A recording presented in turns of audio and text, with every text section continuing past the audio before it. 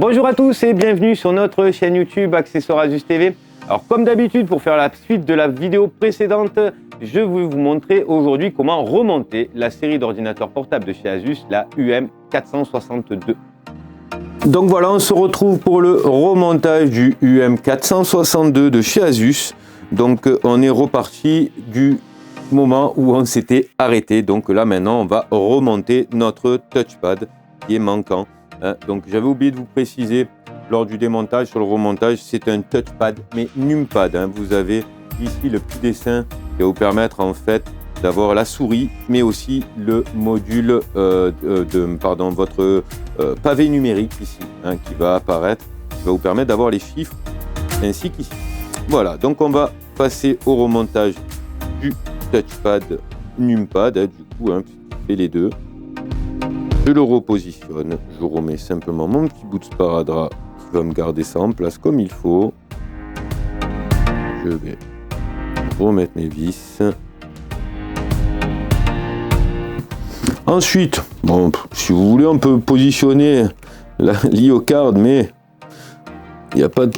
Enfin, je l'ai fait, mais il n'y a pas de vis à mettre, elle sera soutenue par le reste des accessoires.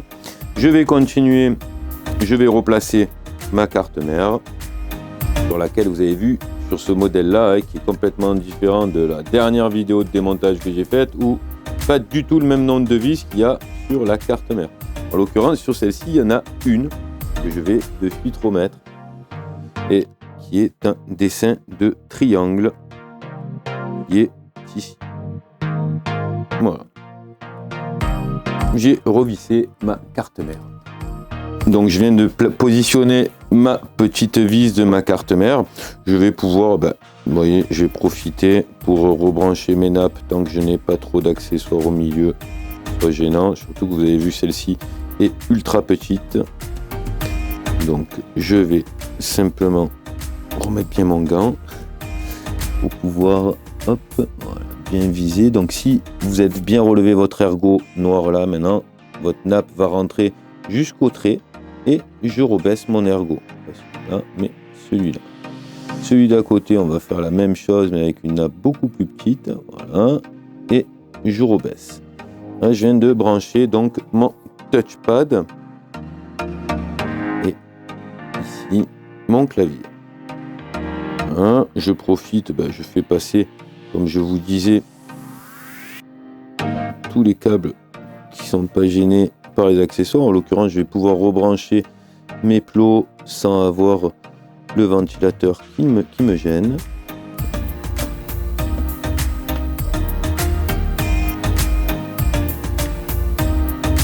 Pareil pour le noir.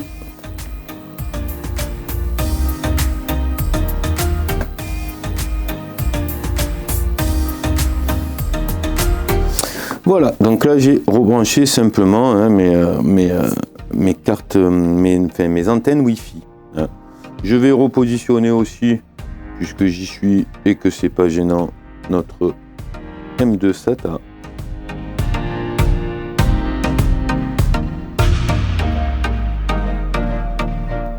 Donc il y a un sens, vous avez un détrompeur. Donc il y a juste à clipser. Voilà. Et vous tombez logiquement, s'il est bien mis, pile en face de la vis correspondante.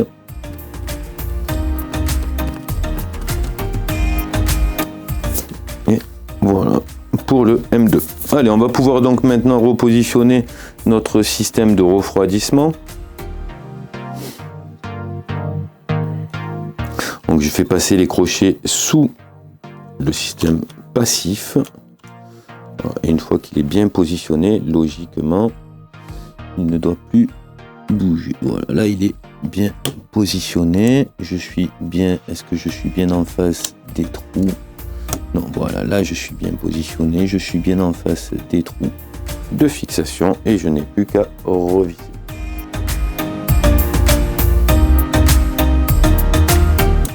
Voilà. Ensuite, je vais quand même repositionner avant. Là, je remettrai le petit sparadrap, ça me perturbe. Je remets proprement. Donc, je fais passer, comme d'habitude, dans les passages de câbles prévus. Hop, hop. Alors, on va se servir de la petite spatule.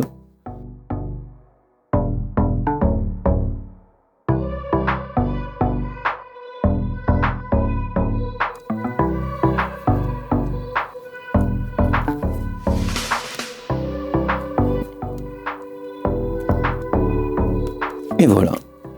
Donc pour le passage de câble, oui, c'était un peu plus, on va dire, c'est la chose la plus, ouais, si on peut dire, casse-pied, sur lequel il faut bien respecter le passage de câble pour pas que, vous voyez là ici, il faut bien que je le fasse, je le mette comme il faut, histoire qu'il ne soit pas bloqué par la visserie, voilà, et qu'il vienne se faire pincer, ce qui me permettrait de plus être en stéréo, donc ce qui serait dommage.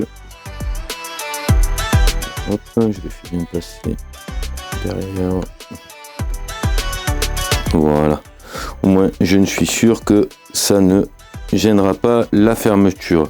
Donc là, on a remis nos systèmes de haut-parleurs. On va repositionner. Bon, même avant, je vais même déjà mettre ma nappe. Vous voyez, donc IO sur la carte accessoire.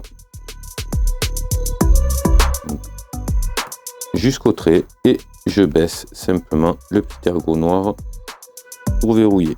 Je la mets de l'autre côté jusqu'au trait et je referme mon petit ergot noir. Voilà, donc là on est ok. On va pouvoir repositionner maintenant notre écran. Alors facile, je le fais passer simplement dessous. Je vais relever ici mes charnières, je vais écarter simplement les fils, faire comme si j'allais le mettre mais droit, parce que vous avez un petit retour, hein, voilà, et même sans baisser les charnières, j'ai passé mon écran. Je vais déjà passer la nappe LVDS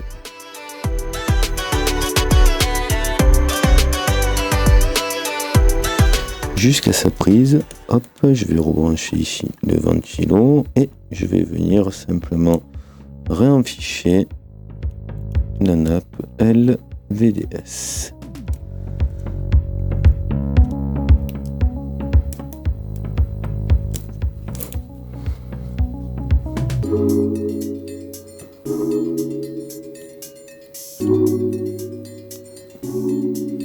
Voilà, donc là j'ai branché donc la première nappe, on en avait une deuxième ici.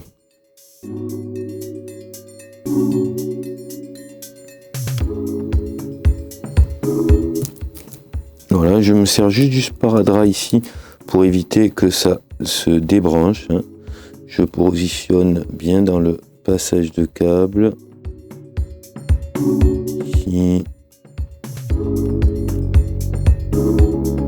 Ici. Voilà, je remets simplement mon sparadrap. Voilà, là on est tout ok. Je baisse simplement ma charnière pour qu'elle tombe pile au bon endroit. Idem de l'autre côté. Je vais commencer par celle-là, puisque c'est encore frais. Je vais remettre ma vis grise qui est différente ici. Donc voilà pour les charnières. Donc je vérifie que la charnière est bien remontée. Donc on est nickel.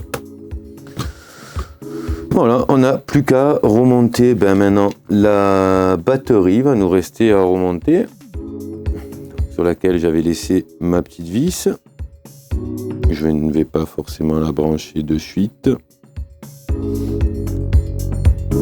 Voilà. Donc là, je fais simplement un petit tour. Sinon, l'appareil est remonté, hein. Donc là, a priori, ça a l'air pas mal. J'ai tout rebranché, hein. Toujours, comme je dis souvent dans les vidéos, se faire un autocontrôle quand même. Ok, on est tout ok. Je pense que je peux rebrancher ma batterie. Donc je relève bien mon système de sécurité qui permet de verrouiller la prise de la batterie et simplement le faire revenir pour éviter qu'elle se débranche lors du transport. Voilà, maintenant on va juste effectuer un petit contrôle de démarrage avant de le revisser.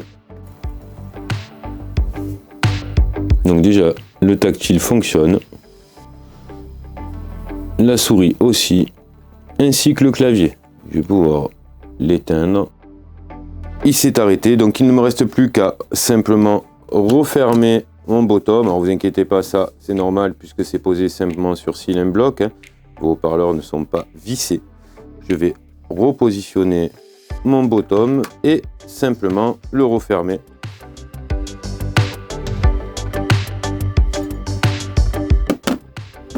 Rappelez-vous que celui-là de bottom était bien fixé, hein, donc il faut bien se positionner, hein, pas forcément appuyer très fort dessus, mais juste simplement bien le positionner.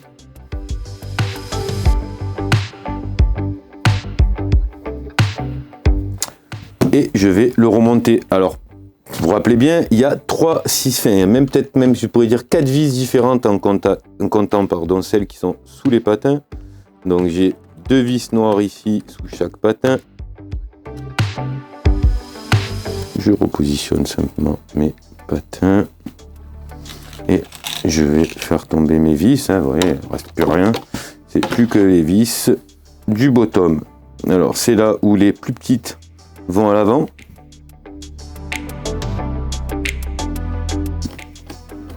Voilà pour les courtes.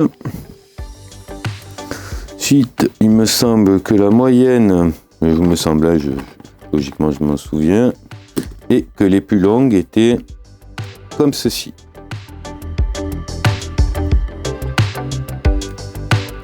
Voilà. Voilà, on va contrôler quand même. Non, tout va bien, tout est ok. Oui, toujours sur le bug du Windows qu'il faudra réinstaller. Mais sinon, c'est fini pour le remontage. Voilà, merci d'avoir suivi cette vidéo. J'espère comme d'habitude que ça a été utile pour vous. N'hésitez pas, le petit pouce bleu, le petit abonnement, les petites remarques, les petits commentaires font toujours plaisir. Je ne manquerai pas de vous répondre et je vous souhaite une bonne journée et à très bientôt.